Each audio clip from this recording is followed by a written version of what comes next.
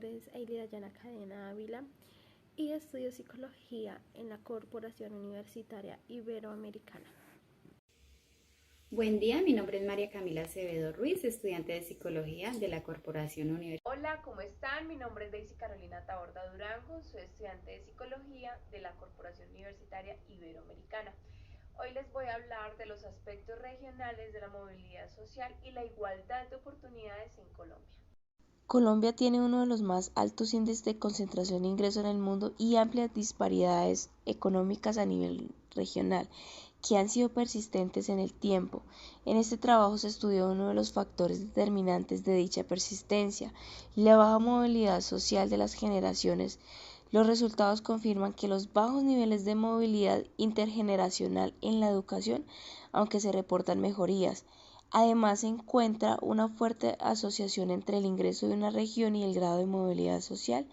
También hay una recolección negativa y significativa entre el grado de desigualdad de los ingresos de una región y el grado de movilidad social. La persistencia de las condiciones de pobreza y desigualdad ha sido una de las características de las regiones y municipios de Colombia. Durante las últimas 3 décadas, los niveles de pobreza determinaron relativamente inmutables, ya que existe una estrecha relación entre el porcentaje de personas pobres que se reportó entre los censos de 1973 y 2005.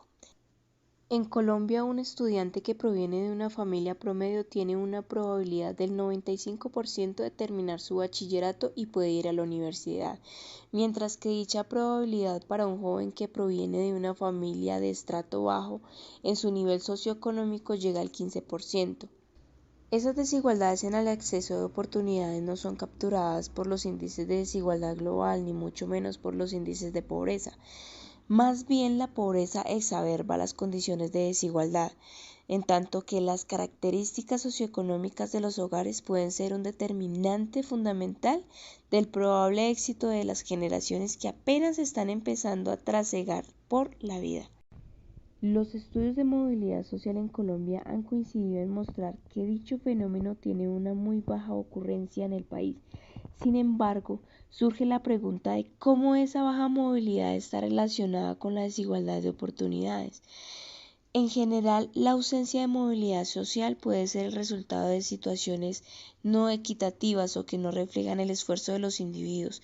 Visto de otra manera, la movilidad social no está asociada de manera unívoca con la igualdad de oportunidades y mucho menos con la meritocracia. En relación con el estudio de movilidad social en el trabajo de Gaviria 2002, es uno de los primeros en Colombia en incursionar en esta materia. Además de construir indicadores de movilidad social, ese estudio indaga por el papel de la educación como herramienta para salir de la pobreza. El autor también analiza estos tópicos desde una perspectiva regional. La metodología empleada para construir índices de movilidad social es una regresión simple, en donde la variable independiente es la educación de los hijos y la variable independiente los años de educación del padre. Adicionalmente, el autor construye matrices de transición y compara los resultados con otros países como México, Brasil, Perú y Estados Unidos. Los datos para Colombia provienen de la Encuesta Nacional de Calidad de Vida. Los resultados indican que frente a los demás países analizados, la movilidad social en Colombia es baja.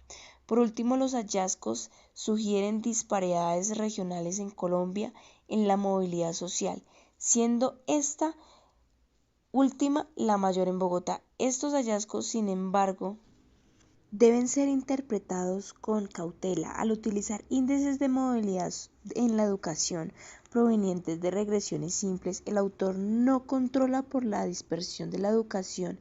De tal sentido, es imposible determinar si las diferencias en la movilidad se deben a la corrección entre los años de educación o la dispersión de los años de la educación. El concepto de movilidad social tiene su origen en la sociología, en donde se inicia a relacionar la situación de los hijos con la de sus padres. Se comparan situaciones de ahora con la que tenían los padres en el pasado y con edades equivalentes a la de los hijos.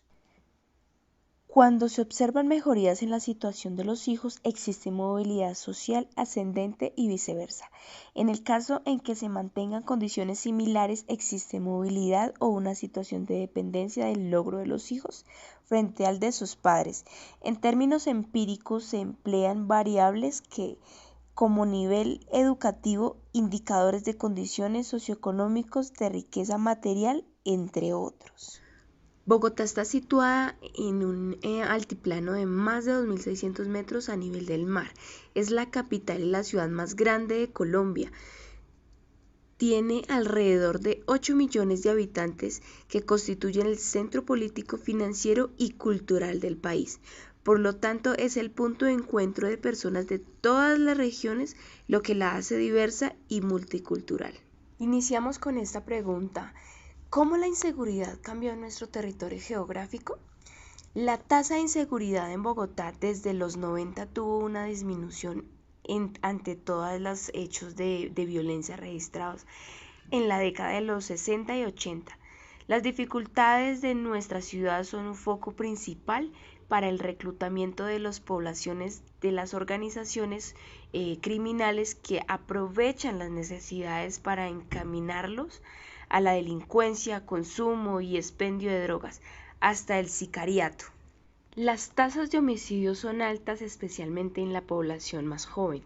También podemos inferir en otras variables socioeconómicas, aunque no las justifican, pero las pueden esclarecer. Son los factores como el desempleo, la desigualdad, el desplazamiento forzado de millones de personas anualmente, que llegan a la ciudad en condiciones violentas, y por último la informalidad. Son problemas de incidencia.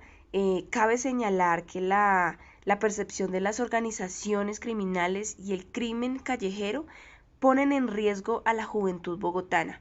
Esta situación ha llevado a que los índices de percepción de la inseguridad incrementen y que genere una ausencia de liderazgo de la administración. Finalmente, hay que reconocer que existen otras causas correspondientes al deterioro urbano que generó espacios propicios para el delito, una policía judicial debilitada que difícilmente investiga, y la fijación sobre todo de las autoridades en leer la seguridad. Ha sido desde lo cualitativo de las cifras, sin tener en cuenta las causas puntuales que lo ocasionaron, como las características de los delincuentes y las consecuencias que sufrimos nosotros como ciudadanos. También partimos de los grupos poblacionales vulnerables.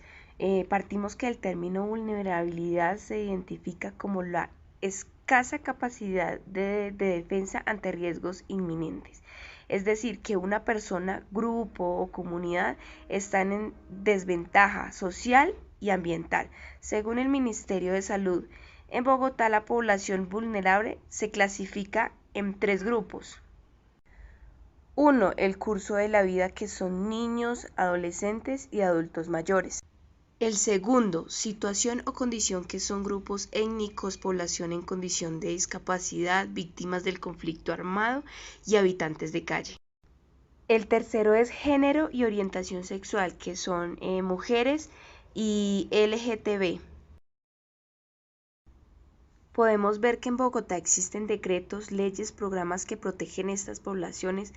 Aún se les siguen vulnerando los derechos y se siguen evidenciando que tienen faltas de oportunidades, como por ejemplo, en los niños y niñas y adolescentes, los derechos humanos de infancia y adolescencia exigen la prestación de recursos necesarios para asegurar al máximo la supervivencia y el desarrollo. En cuanto a esta población, podemos ver que se siguen vulnerando el derecho a la alimentación, ya que la mayoría de hogares dependen de la madre cabeza de familia, las cuales no cuentan con un trabajo estable, pues para poder garantizar este derecho. Por la misma razón se puede evidenciar que son obligados a mendigar o a trabajar pues a su corta edad. También tenemos la población del adulto mayor. El Estado, a través de sus entidades de orden nacional, departamental y distrital, deben garantizar a los adultos mayores condiciones óptimas acordes con sus necesidades. En Bogotá podemos ver que los adultos mayores que no cuentan con una pensión o el cuidado de sus hijos están en condiciones de calle y se les vulnera el derecho a la vivienda digna y también el derecho a la alimentación, ya que no cuentan con un ingreso para cubrir con sus necesidades básicas. Y algunos que están al cuidado de sus hijos son maltratados. En los grupos étnicos podemos ver que aún se les discriminan por sus rasgos físicos, que tienen faltas de oportunidades laborales ya que no cuentan con experiencia para emplearse, y la población indígena en Bogotá se dedicaron a la mendicidad para poder cubrir sus necesidades básicas. Y en cuanto a la población con discapacidad, el derecho a la educación acorde a sus necesidades sigue siendo muy costosa. Las ayudas que ofrece el gobierno son mínimas, que no cubren toda la población. Y en cuanto a la infraestructura, que todavía no existe un desarrollo total para que esta población se puedan movilizar con facilidad y puedan acceder a varias entidades sin ayuda de otra persona. Y en cuanto a las víctimas del conflicto armado, poder acceder a oportunidades laborales es algo difícil, ya que la mayoría son campesinos y no cuentan con la experiencia laboral ni con educación, y el proceso de restitución de las tierras es muy extenso. Luego de muchos años, la mayoría están pidiendo sus tierras. En los habitantes de calle solo hay un decreto que los ampara, pero no les garantiza una vivienda digna. Bajo este decreto pueden acceder a comedores comunitarios, no tienen dónde pasar la noche y siguen expuestos a la intemperie y a la violencia que hay en la calle. En cuanto a las mujeres, seguimos viendo que siguen siendo agredidas físicas y psicológicamente por parte de sus parejas, compañeros y jefes, a pesar que interponen respectivamente las demandas ante los entes reguladores. Los procesos son muy extensos, los cuales hacen que el agresor siga libre y también que se excluya laboralmente, ya que son discriminadas por tener más de 45 años. En la comunidad LGBT podemos ver que aún se les ha reconocido como actores activos dentro de la sociedad, pueden acceder a trabajos y aún siguen siendo discriminados y marginados y maltratados por la ciudadanía por fobia. También tenemos los focos de violencia, porque uno de los barrios tiene mayor manifestación de violencia que otros. Para responder a los principales focos de violencia que se viven en la ciudad de Bogotá, es importante aclarar la pregunta propuesta en esta presentación. Podemos decir que es la expedición de droga, que esto solo es una pequeña parte que ayuda a aumentar la violencia en la ciudad, afectando los barrios más vulnerables de la ciudad de Bogotá. Bueno, no siendo más, muchas gracias por su atención.